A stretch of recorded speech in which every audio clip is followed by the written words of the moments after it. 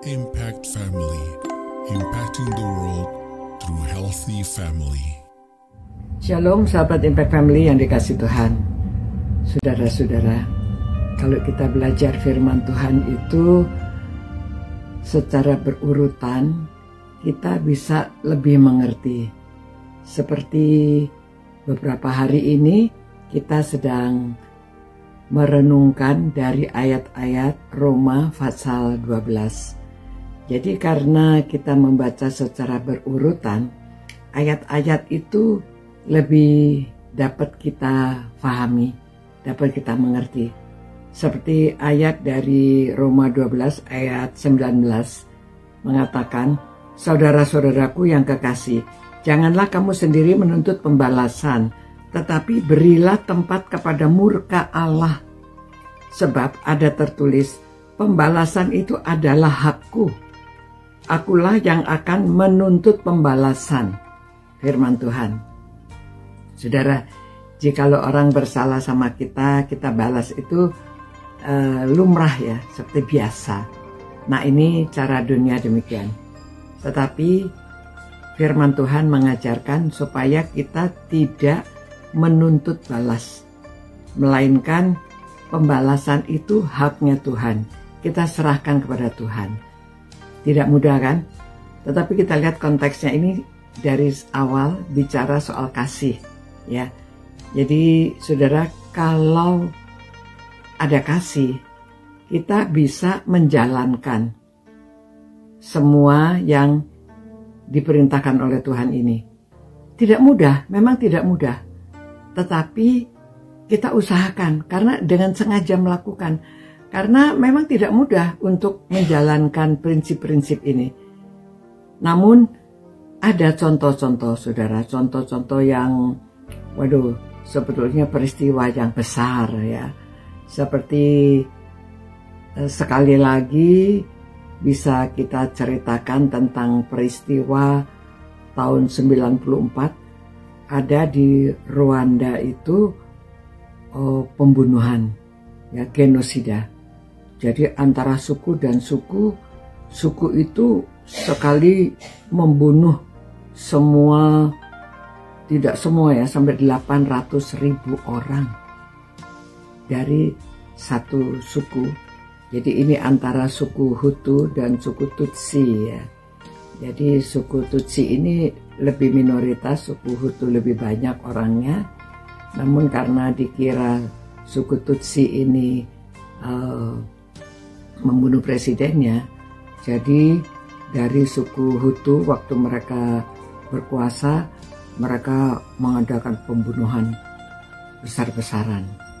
Nah pada waktu itu ada seorang wanita ya, Immaculée namanya ya, siapa ya, kurang lebih seperti itu.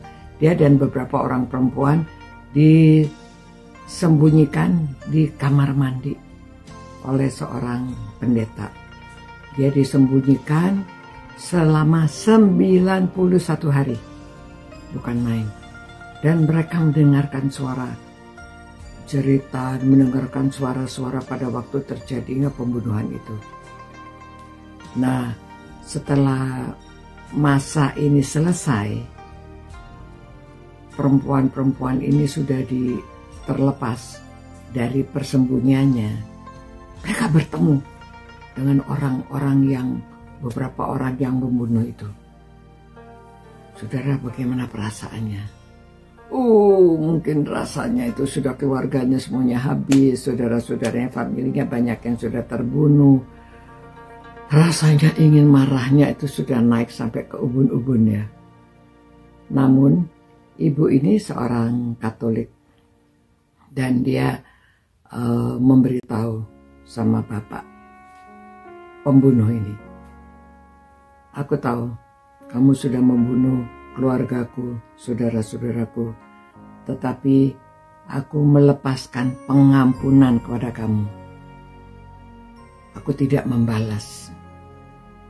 Ya, saudara, pada waktu seorang melepaskan pengampunan itu, bagaimana perasaannya? Perasaan dia sendiri itu lega, orang yang diampunin ini juga lega. Ya, dia merasa lega karena dia dapat menyerahkan pembalasan itu haknya Tuhan. Jadi bukan dia yang harus membalas, diserahkan, didoakan saja.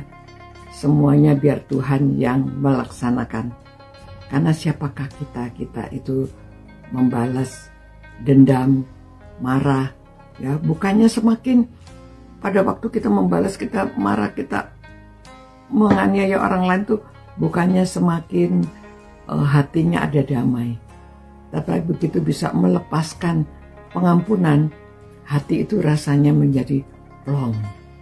Ya, ada damai sejahtera karena itulah kasihnya itu bekerja. Ya, kasih dari Allah yang dapat kita miliki sehingga kita mampu melakukan itu. Tidak mudah, tetapi kita diberi kemampuan untuk dapat melakukan, tidak membalas kejahatan. Ini luar biasa. Nah, itulah yang dinamakan kasih, dan di sini dikatakan kita supaya kita tidak membalas, tetapi serahkan pembalasan kepada Tuhan. Ya, karena Tuhan yang memiliki kehidupan ini, kita serahkan kepada Dia.